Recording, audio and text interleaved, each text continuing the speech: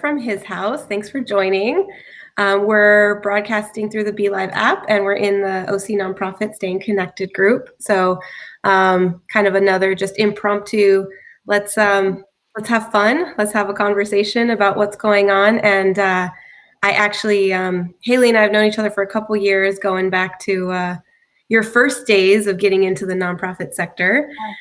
And so she was talking about, telling the story of his house and how things are changing given after COVID. So just want to thank you for just coming on here, having fun, and sharing with us what's going on in a shelter. I think this will be great to get the perspective of how the shelters are adjusting.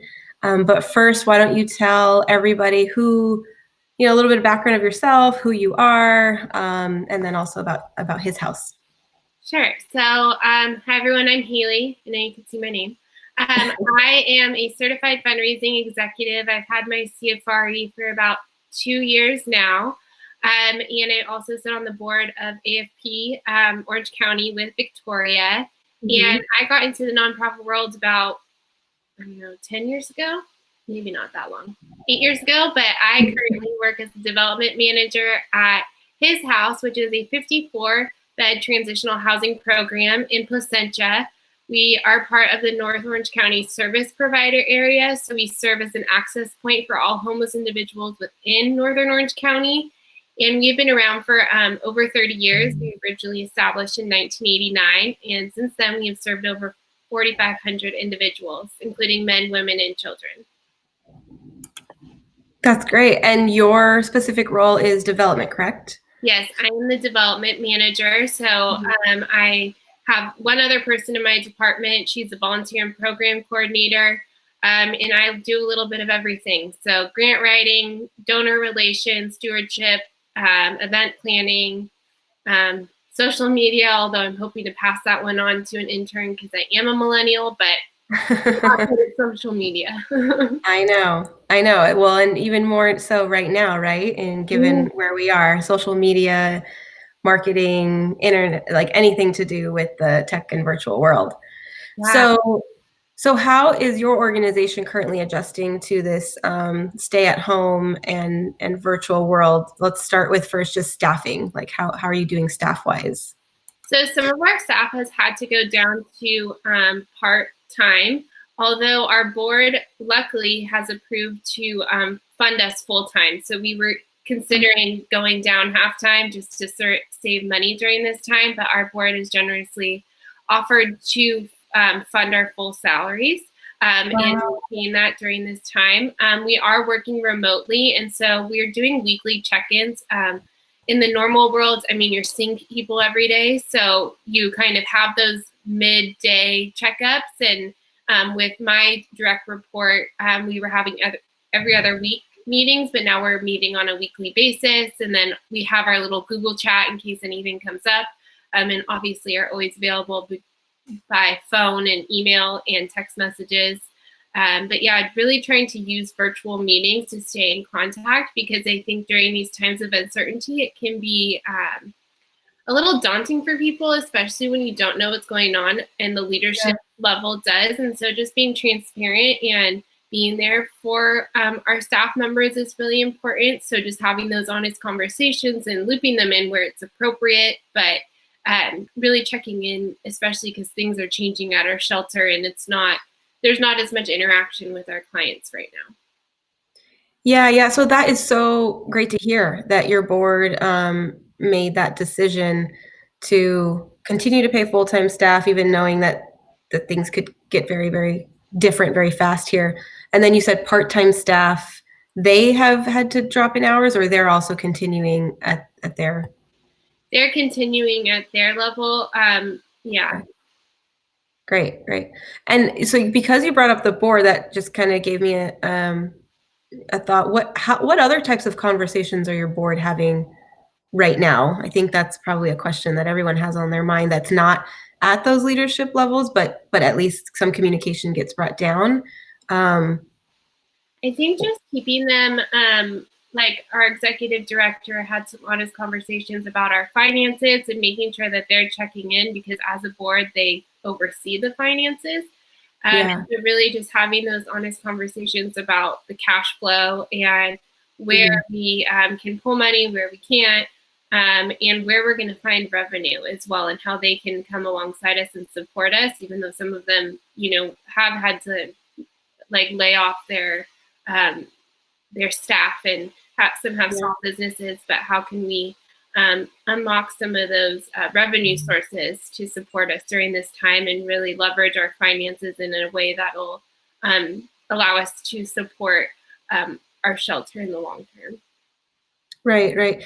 And Haley, as a shelter, are you what's your pie chart look like? Are you more private funding, grants, because that also plays a big factor in decisions that a board makes and when they're thinking about the cash flow and funds coming in? We do both public and private funding. So we do have some government grants as well as we seek from individuals and foundations. Luckily, a lot of even some of the government grants through the continuum of care have opened up their funding to be a little bit more flexible, which is really weird for a government. But the Orange County is pretty good about that. So they had a whole conversation with their board on Thursday, and so really trying to communicate to them that we need unrestricted dollars right now. Yeah, I know. No, a lot's going on in the funding world. A lot of conversations, a lot of back and forth, and also, waiting on the stimulus package, right? That just passed last night. So. I will say that one of the things that has hit us really big right now is our thrift store. So we have a thrift store that brings in over 40% of our revenue, and most of the people that work at the thrift store are over the age of 70. They're all retired, and it just gives them purpose throughout the week. And so we had to make that really hard decision to shut the thrift store down. And then I saw that you did something the other day about how it can live on clothes for like 2 weeks. So I sent that over to them, and they were like freaking out. That's where we accept all of our clothing, but they bring in $20,000 a month. So it's okay. Well, now where are we going to find that $20,000 to be able to? They're a huge component of our revenue. Yeah, it's just it's so weird. I was talking. Well, it's not weird. It makes sense. It's impacting all of our business models.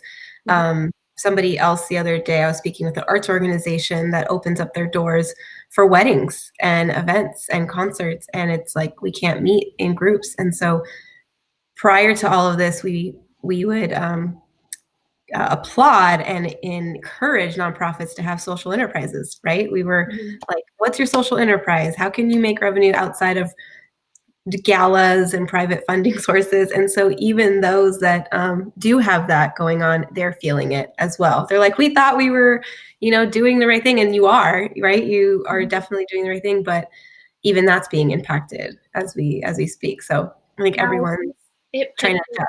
Yeah, sorry. I think it puts it into perspective as well about, diversifying your funding sources and not heavily relying on one area, because that we do rely on our thrift store. And so how do we identify how do we learn from this and grow in the future? Right. Yes, definitely. And so how are your clients adjusting? I'm sure this is really hard for them. What's going on with the clients and the organization in itself, as it relates to that? It's definitely impacted the way that we're able to provide our services. And we've actually had a lot of graduates who have reached out to us because they have lost their jobs, because a lot of them work in the service industry. But luckily, our governor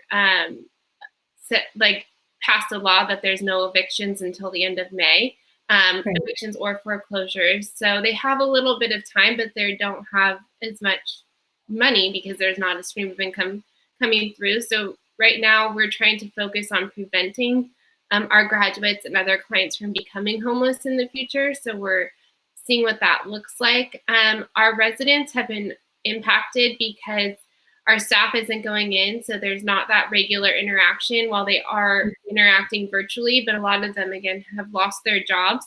And within 4 to 6 months, they generally save on average like first and last month's rent. But now we know that they're going to be in our program a little longer because they're not having the money that we confidently can say, go and pay for your apartment. We also have weekly classes that we partner with different community partners, and they haven't had those classes. So those are like family resilience workshops, financial education, and job training. And we don't have capacity at our shelter to provide those virtually as of yet. And a lot of them are being encouraged to just stay in their rooms because there are, we have 16 families in our house, I believe. 16 or 12 families in our main house. And so obviously that's a lot of people and a lot of kids. Yeah. So really trying to limit that cross-contamination. So it has been really hard on them. And just, their mental health as well. With everything that's going on, it kind of is rehashing some trauma as well. Yeah, I bet. And so you said 16 families, correct? So why don't you explain a little bit more about your shelter and because I know there's so many types of shelters out there and the specifics to his house.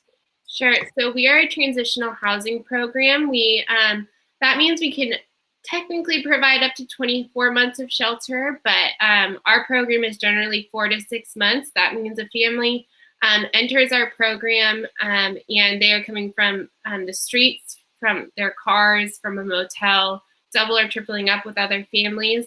We move them in and we want to provide that stability that they need to focus on the future. Because if you can imagine a single mom with 3 kids living in a car, she can't really focus on, she's focusing on where her kids are going to sleep that night.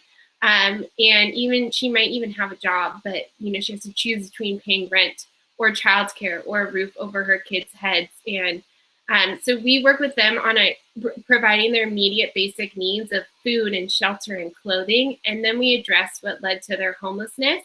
And we are a back to work program. So our residents do have to find full-time employment within 30 days. And then they work on paying off any debt, repairing their credit, and saving enough to be able to move into their own home. We also have, and we mainly serve families at our shelter. And we do have a main house and then 2 other houses in Placentia that are second step. So if a mom needs a little bit more time to save, or a dad, then they're able to move into those homes and don't have as much case management. And then we also have an outreach program because there's families that don't qualify for our program, but we don't want to just turn them away when they call and be like, well, you're going to sleep another night on the street. We really want to provide that warm handoff to another organization that can get them into a stable home as quickly as possible.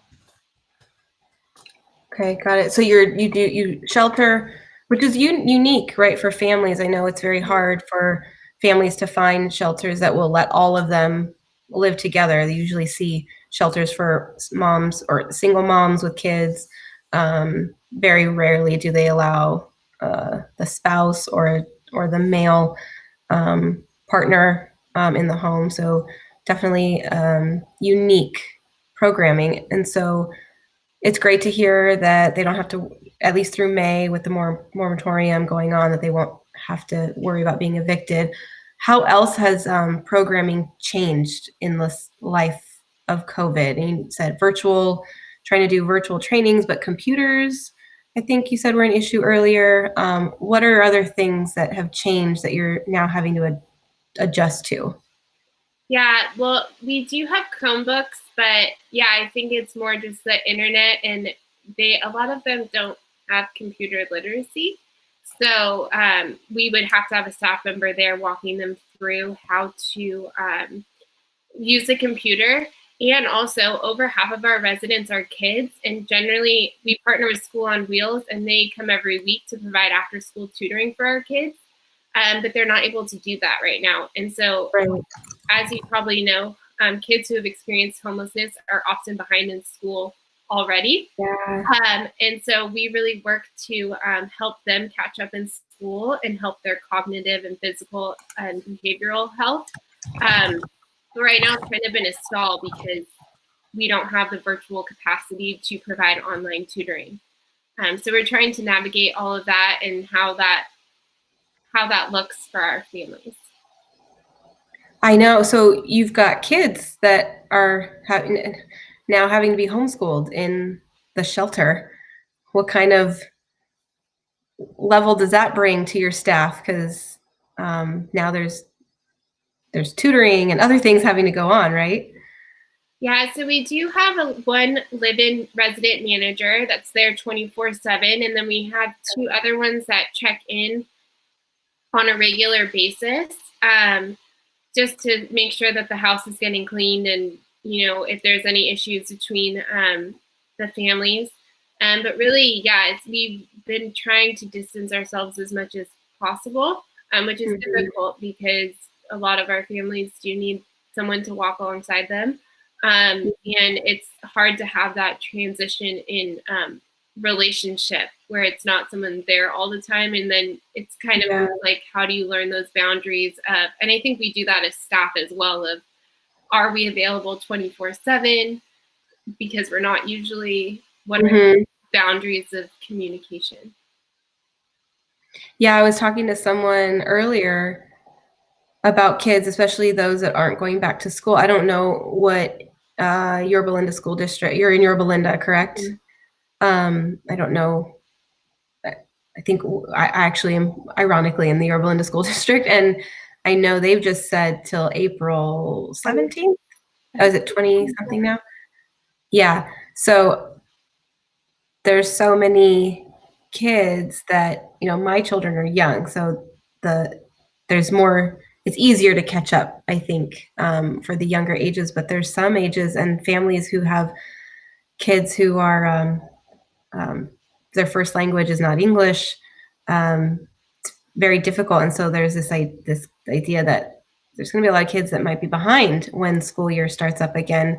And in your case, with children that are transitional and moving around a lot, that's already a big issue. Any other future concerns that you foresee for your families, given the nature of of where we are?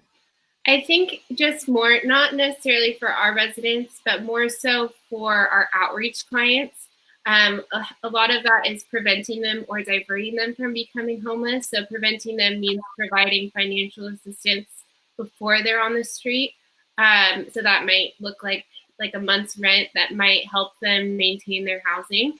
And so we know that there's going to be a lot more low-income families that are going to need that. And so our program is going to change in the way that we respond to those and prevent those families from having to enter our program or an emergency shelter, and making sure that, in an already unstable time, that they are having some sort of stability, which is so important.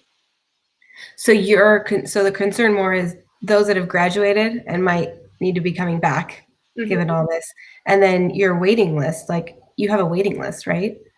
Generally, we don't, because we do partner with the Family Solutions Collaborative, which is 22 other nonprofit agencies that are homeless service providers.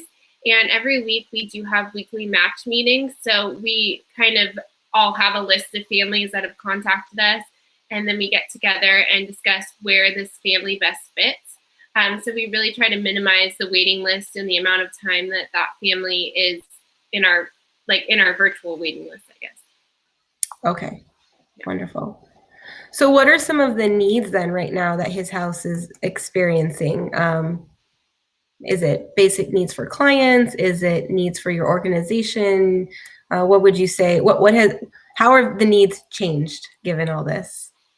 Yeah, so I think we definitely need basic needs for both our residents and our graduates, just to supplement that extra income. So that means any canned food, staple food, even meal deliveries, hygiene items. We provide everything for our residents. So that includes toiletries, baby wipes, baby diapers, hand wash, laundry detergent, just those things that you take for granted, and like cleaning supplies. Like, you don't know that you need those until you need them. And so those are some of our main needs.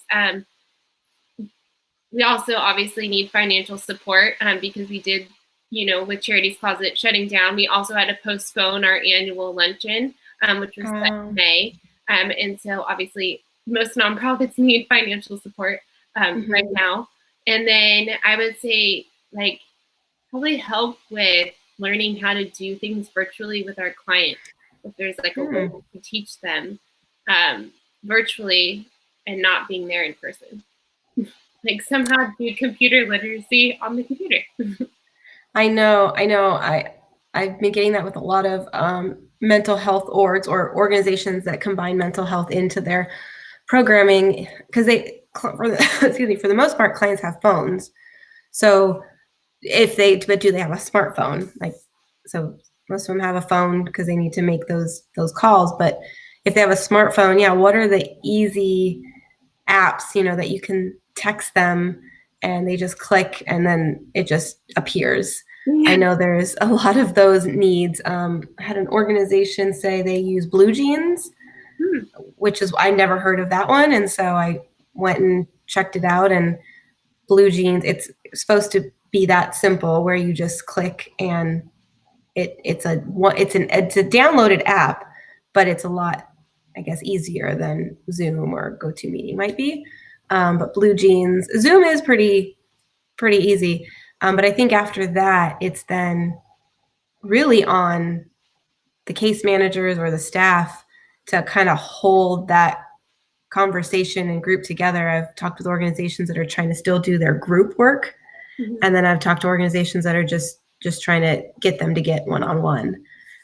So I hear you. I think that's definitely another conversation to have, or even a quick, I know you offered like, what's a quick reference sheet of how to do virtual meetings? Because I think I'm creating one, because I've been on too many this week that I've just seen like memes about people like doing inappropriate things on Zoom. And I'm like, I'm going to put together a little resource on best practices, because we need to catch up with the text. Yes, no, I'm with you. Yeah, I had my I was on a call the other day and I was adding to my cheat sheet. So I actually used to do corporate training for when I was in my corporate days. So it was all just coming back to me from, logging on early and having music in the background, like just making it fun and inviting. So it was actually fun for me. Like, this is actually takes me back, but I know we're all not used to it.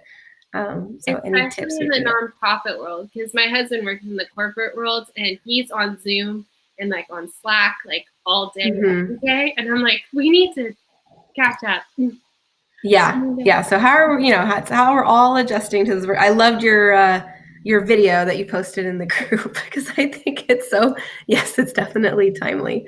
But we can all figure it out, right? We all have at least hopefully the means to figure it out, whereas our clients don't always have that capability. So yeah, I hear you. How do we get them to also join in so that they don't come up against this social isolation issue that I think a lot of us are going to be facing here pretty soon, even us, which is why I started all this, because I'm like, I can't do this at home. We're having like a Zoom family meeting tonight, because we haven't seen our family in like so long. So we're like, let's just all hop on video conference and pretend we're together. Yeah, you definitely have to do that. That's great. Well, anything else that you want to share with anyone else that's listening now or going to be listening? Words of encouragement or other things that his house might need. Go for it. Sure. Well, thank you so much for allowing me to share a little bit about what we're doing and how we're responding to this pandemic. If anyone wants to reach out, and I'm pretty resourceful, so if anyone wants to reach out, we can just bounce ideas off of each other on how we're responding. I know that I probably don't have as much advice for like the arts world or education, because I've mostly served in human services or direct services. But anything responding to fundraising or team management, I guess, and how to kind of keep your team engaged, because we all are working at home. And so how do you manage that and make sure that they're working while also not overworking? And so I know that we are stronger together. So I firmly believe that. And I just encourage you to keep going and keep doing what you're doing. Keep working your plan or whatever you have for your donors. It might look different right now, but know that we are here to support you, and we can get through this together. Yes, yes, here. Thank you so much. We can. And maybe we'll all get to, we'll have a conversation maybe next week on those tips. And you can join in live or chat with us live. I have a couple people from my virtual days that I'm going to invite to kind of do that. So, awesome. Yeah. Well, Yeah. Thank you, Haley. Well, thank you for coming on live with us, talking to us about his house, how you guys are adjusting, and anything that you need. If you want to reach out to Haley, feel free to find her in the group and reach out to her, and then also hishouse.org to learn more. So thank you, and we'll talk soon. Have a good weekend. Okay.